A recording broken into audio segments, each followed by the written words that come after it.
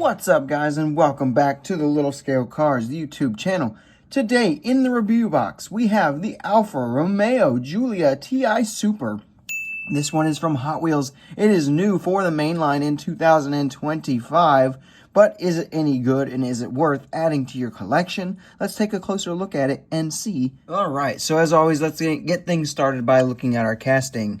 And overall, proportionally speaking, I will say that things are looking quite good. Like, this is kind of a boxier version of the Giulia, and I think Hot Wheels really does kind of a good job there of replicating it. Go ahead and pop the real-life car in the top right corner there. We'll do a little comparison between the two.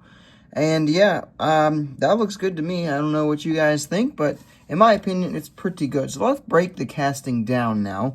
So everything you see painted red, that is going to be your die-cast metal body. So we do have most of the body being that die-cast.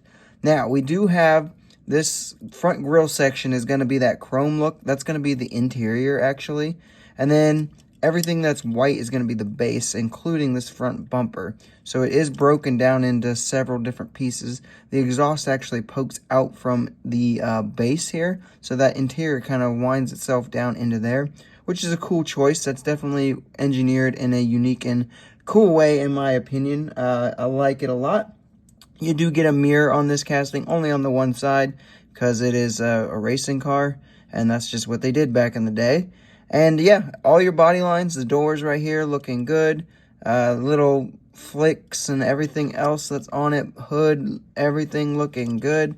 Yeah, overall, casting-wise, I think is actually pretty good. Moving into the paint and deco, this is the first edition, the first release of it. There has not been any other ones, although I feel like there has been another one announced.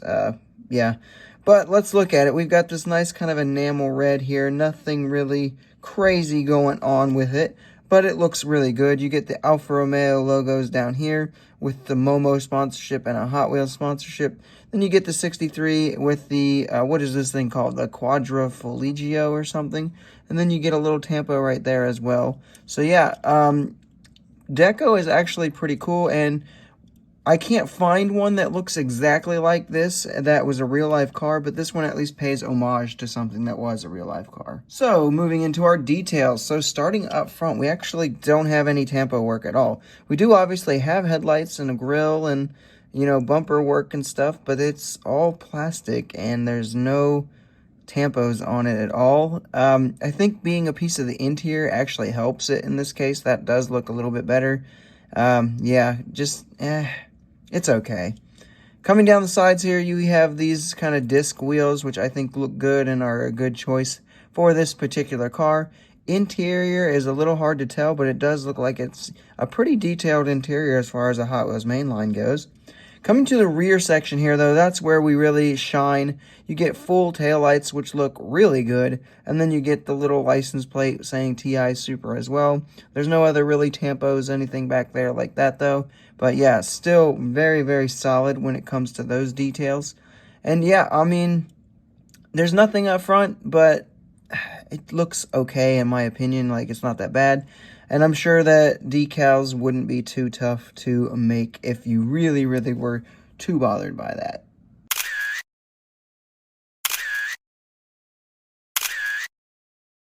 Moving into our roll test, it's a Hot Wheels mainline. Obviously, it's going to roll, and it's going to roll quite well. I went ahead and put this one on the scale, and it comes out to be 32.42 grams. Which makes it about average, maybe a little higher than the average for a Hot Wheels mainline. So despite being a little bit on the smaller side, it's got a good chunk of metal and definitely feels heavy. Pros and cons, getting started with the pros. The biggest pro is that this is going to be the cheapest way to add an Alfa Romeo Giulia TI Super to your collection.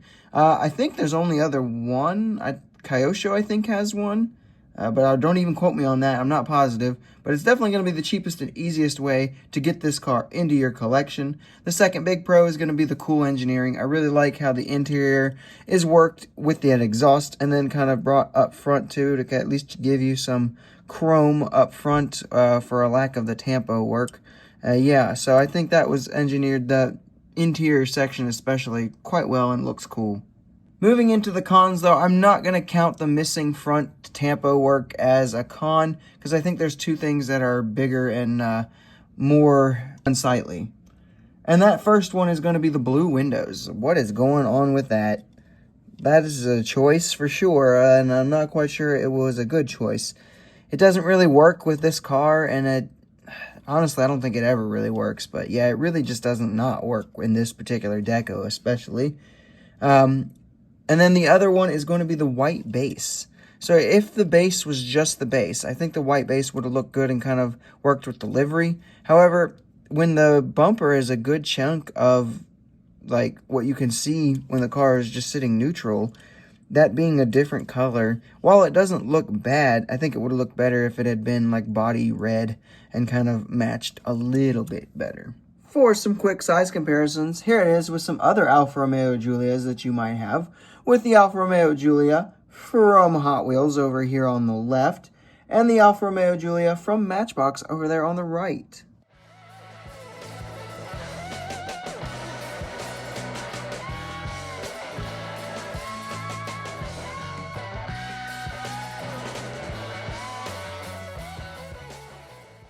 And here it is with some other premium Italian cars here, with the Mini GT Lancia Stratus Rally over there on the left, and over here on the right we've got the Para 64 Cizetta V16T.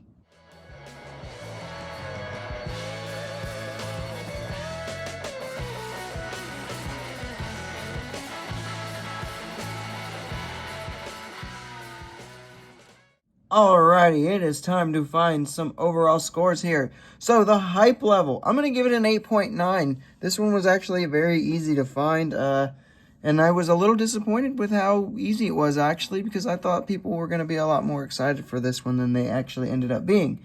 Execution, I'm going to give it a 9.1. There's some things that could have been done better.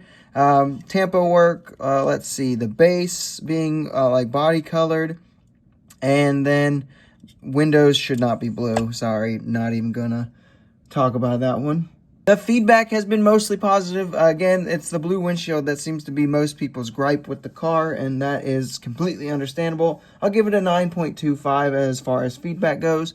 When we take these three scores and average them out, that will leave us with a 9.08 out of 10 as our overall score, and I think that is a very good overall score for a very good casting.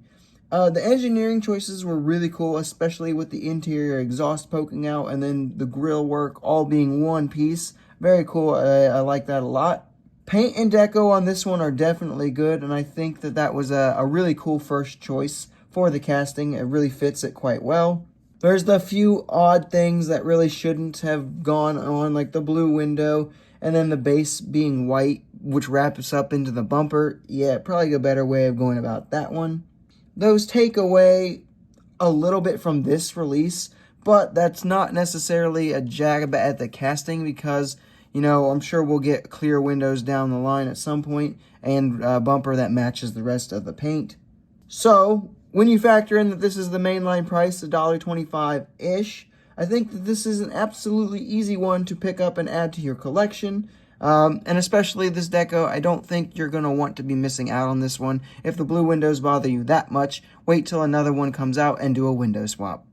And with all of that, guys, that is all I have for this review. I hope you have enjoyed it. If you did, make sure you leave a like, subscribe if you are new, and don't forget to leave a comment telling me what your thoughts are on this particular model, and I will see you guys in the next video.